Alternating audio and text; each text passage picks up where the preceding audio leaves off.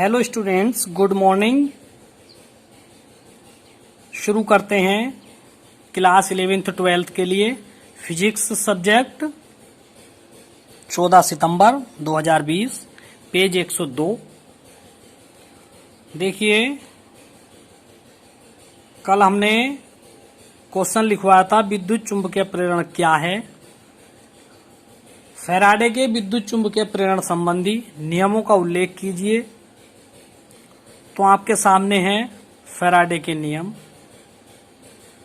तो देखिए, विद्युत चुंबकीय प्रेरण के संबंध में फैराडे ने दो नियम दिए।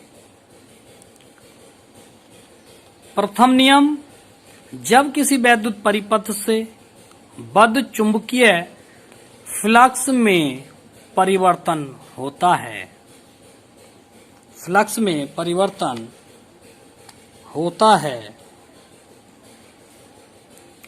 तो परिपथ में एक प्रेरित विद्युत वाहक बल उत्पन्न हो जाता है जिसका परिमाण चुंबकीय फ्लक्स परिवर्तन की ऋणात्मक दर के बराबर होता है। इसे ल्यूमैन का नियम भी कहते हैं। तो देखिए, चुंबकीय फ्लक्स परिवर्तन, जब चुंबकीय फ्लक्स में परिवर्तन करेंगे तो ये होता है चुंबकीय फ्लक्स, और इसमें परिवर्तन करेंगे तो डेल्टा हो गया। इसको दर बनाएंगे तो डेल्टा टी हो गया, और ऋणात्मक बनाएंगे तो माइनस ऋणात्मक हो गया। किसका मान है ये? विद्युत वाहक बल। तो ये हो गया E। तो यह है इसका प्रथम नियम, E बराबर माइनस के डेल्टा फाई बटे डेल्टा टी। ये विद्युत वाहक बल का ऋणात्मक मान है। किसका? चुंबकीय फ्लक्स परिवर्तन की दर का। ऐसे भी कह सकते हैं इसको पूरा पढ़ने के लिए कि विद्युत वाहक बल का मान चुंबकीय फ्लक्स परिवर्तन की ऋणात्मक दर के बराबर होता है। ये फैराडे का प्रथम नियम है विद्युत चुंबकीय प्रेरण संबंधी। ये आता कैसे है? तो देखिए, इसी से आप समझ सकते हैं सही करके। जब किसी परिपथ के चुंबकीय फ्लक्स, ये चुंबकीय फ्लक्स में परिवर्तन, डेल्टा का मतलब परिवर्तन, में परिवर्तन होता है, तो उसमें एक प्रेरित विद्युत वाहक बल E उत्पन्न हो जाता है जिसका मान चुंबकीय फ्लक्स परिवर्तन की ऋणात्मक दर के बराबर होता है। समझ गए? इस प्रकार से है। तो आइए देखते हैं।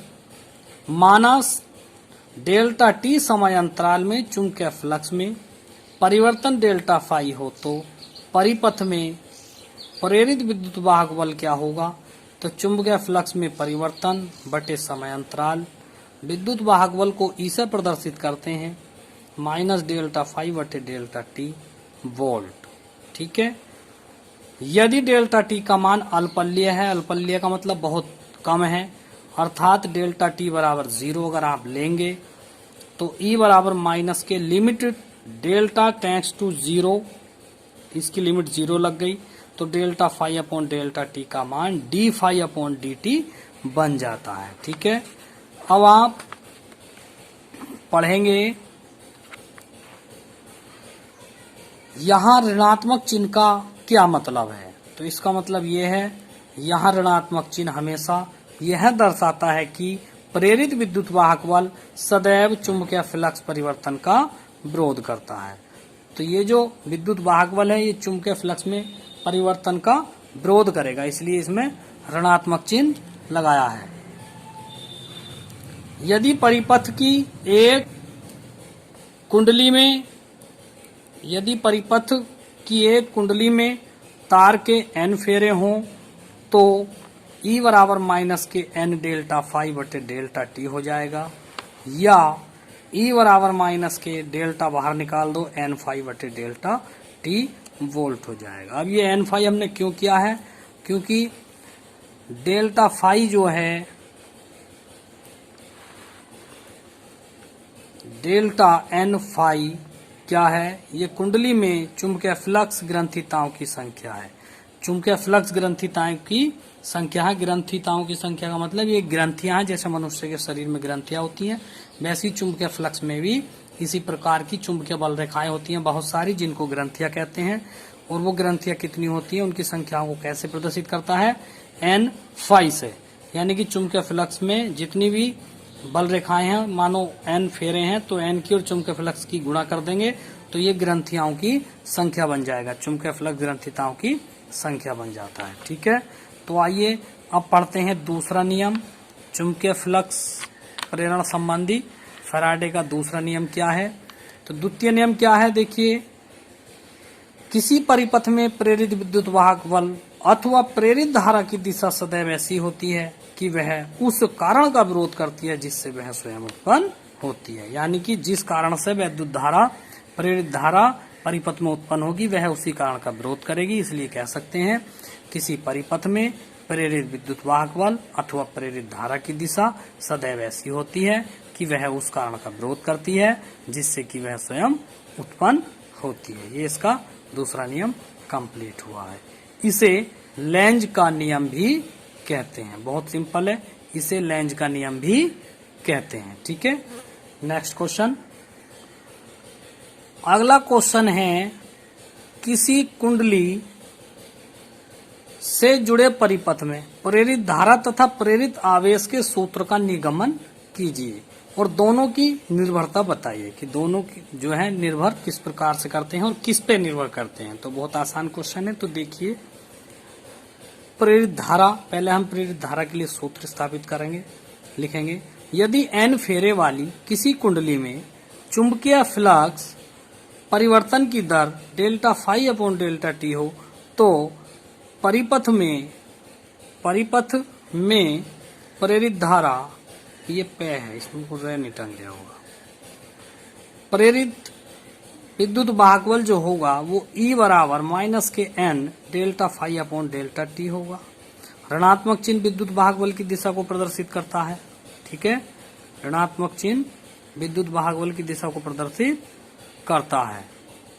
अब देखिए, विद्युत वाहक बल का परिमाण जो होगा, अब यहाँ माइनस हटा देंगे, यहाँ तो माइनस लगा हुआ है इस जगह पे, क्योंकि ये माइनस जो है विद्युत वाहक बल की दिशा को प्रदर्शित करेगा। यह चुंबकीय फ्लक्स परिवर्तन की गति का विरोध करता है।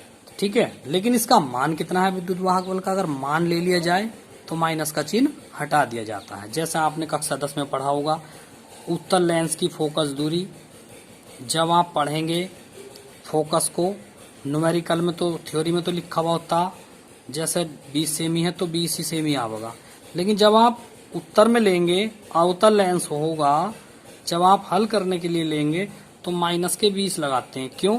क्योंकि अवतल लेंस के लिए माइनस चिन्ह आता है और उत्तल लेंस के लिए प्लस चिन्ह आता है।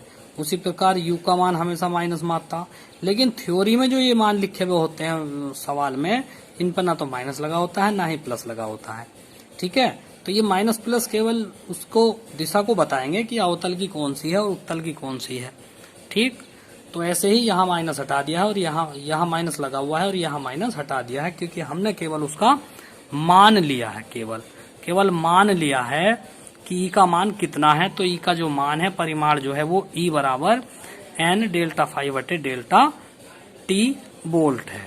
तब यदि कुंडली किसी बंद परिपथ से जुड़ी है तथा परिपथ का संपूर्ण प्रतिरोध आर हो, तब प्रेरित परिपथ में प्रेरित धारा कितनी होगी। तो देखिए, जैसा आई बराबर क्यू बटे टी था, आई बराबर क्यू बटे टी था यहां से, और एक ओम का नियम था, V बराबर आई आर से, तो आई बराबर होता है,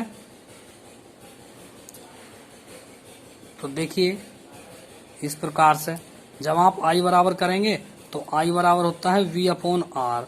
और पिछले पार्ट में मैंने पढ़ाया है, तार के लिए जो विभवांतर होता है वो V होता है और परिपथ के लिए जो विभवांतर होता है उसको विद्युत वाहक बल E कहते हैं।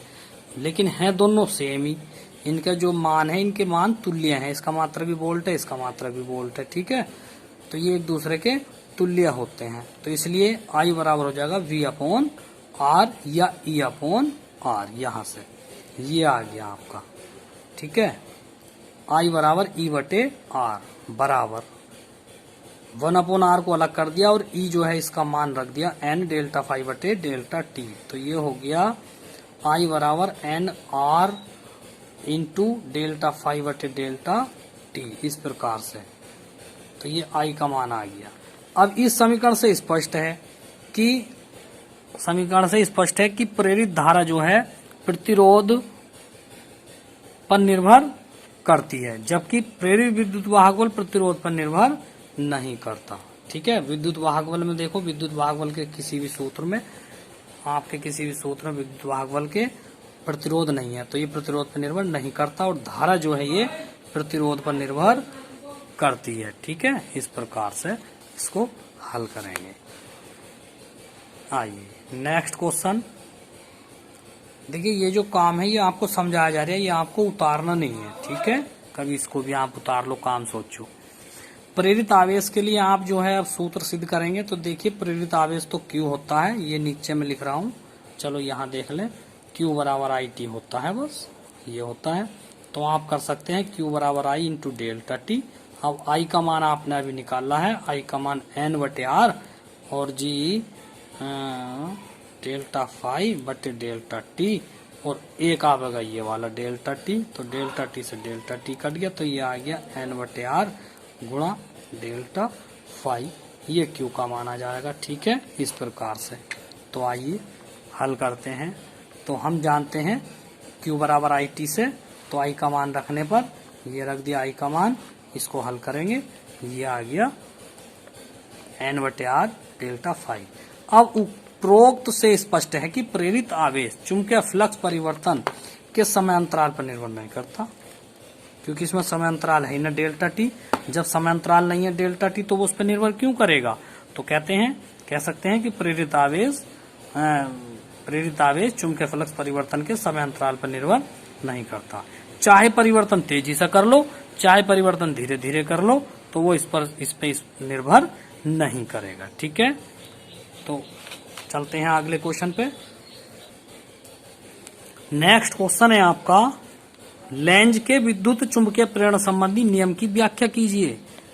तो लेंज का नियम क्या था? जो फैराडे का दूसरा नियम हमने आपको लिखवाया था, तो यही नियम लेंज का नियम भी होता है। ठीक है, और देखिए आगे से हम आपको ये भी बताएंगे कि कौन सा क्वेश्चन किस सन में आया है। ये क्वेश्चन 2011 और 2009 में आया है। आगे से अब हम सब क्वेश्चन को आपको बता के चलेंगे कौन सा क्वेश्चन कितना मोस्ट है। ठीक है, पीछे ये ध्यान नहीं रहा वीडियो के जो है सिलसिले में, हम वीडियो पे ज्यादा फोकस कर गए, तो इसलिए इस चीजों का ध्यान नहीं रहा, आगे से ध्यान रहेगा, ध्यान दें। तो लेंज के विद्युत चुंबकीय प्रेरण संबंधी नियम की व्याख्या कीजिए। तो लेंज का क्या है? वही नियम लिखेंगे जो फैराडे का दूसरा नियम था, विद्युत चुंबकीय प्रेरण संबंधी फैराडे का दूसरा नियम। ये क्वेश्चन नंबर 4 है। तो देखिए, इस नियम के अनुसार किसी परिपथ में प्रेरित धारा की दिशा सदैव ऐसी होती है कि वह उस कारण का विरोध करती है जिससे वह स्वयं उत्पन्न होती है। अब इसके नियम की हम व्याख्या करते हैं, लेंज के नियम की। ठीक है, पुष्टि करते हैं प्रयोग द्वारा। इसकी व्याख्या देखिए, ये कोई चुंबक का एन सिरा है और ये कुंडली है, ये कुंडली है, ये चुंबक का एन सिरा है। तो फैराडे के प्रयोग में हमने देखा कि जब चुंबक के उत्तरी ध्रुव को कुंडली के पास रखते हैं, चुंबक के उत्तरी ध्रुव यानी कि एन सिरा जो है ये कुंडली के पास रखते हैं, तो प्रेरित धारा उत्पन्न हो जाती है। इसमें प्रेरित धारा उत्पन्न हो जाती है। इस प्रकार से ये देखो धारा उत्पन्न हो जाती है। इसकी दिशा इस प्रकार की होती है कि कुंडली का चुंबक के सामने वाला जो सिरा है, कुंडली का चुंबक के सामने वाला सिरा उत्तरी ध्रुव बन जाता है। ये वाला सिरा भी उत्तरी ध्रुव बन जाता है। ठीक है, और फिर वह चुंबक के पास आने का विरोध करता है। चित्र ए में, इस वाले चित्र में। अब इस वाले चित्र की बात करते हैं। इसी प्रकार जब चुंबक के उत्तरी ध्रुव को चुंबक से दूर ले जाया जाता है, देखिए इस वाले चित्र में देखिए, तीर का चिन्ह चुंबक में तीर का चिन्ह कुंडली की तरफ को है और इसमें तीर का चिन्ह बाहर की तरफ को है, इस प्रकार से। ठीक है, चुंबक के पास आने का विरोध करता है। इसी प्रकार जब चुंबक के उत्तरी ध्रुव को चुंबक से दूर ले जाया जाता है तो भी कुंडली में प्रेरित धारा उत्पन्न हो जाती है। यानी कि पास में लेके जा रहे हैं तो भी धारा हो रही है, उत्पन्न हो रही है, और दूर लेके जा रहे हैं तो भी उत्पन्न हो रही है। और इसकी दिशा इस प्रकार की होती है कि चुंबक के सामने का ध्रुव दक्षिण ध्रुव बन जाता है। अतः चुंबक को समीप अथवा दूर ले जाने पर कुंडली में प्रेरित धारा उत्पन्न होती है, तथा प्रत्येक स्थिति में चुंबक को गतिमान करने के लिए कुंडली में प्रेरित धारा की दिशा सदैव ऐसी होती है कि वह उसी कारण का विरोध करने लगती है जिससे वह स्वयं उत्पन्न होती है। तो ये क्वेश्चन की आपकी पुष्टि हो गई है। ठीक है, आज के लिए इतना ही काफी है, बाकी कल पढ़ाएंगे। क्वेश्चन नंबर 5 आपको कल मिलेगा, ठीक है। क्वेश्चन नंबर 5 आपको कल पढ़ाया जाएगा। प्रत्येक बच्चे को ये पढ़ाई करनी है और वीडियो को सब्सक्राइब करना है, लाइक करना है, शेयर करना है कई जगह, ठीक है। Thank you.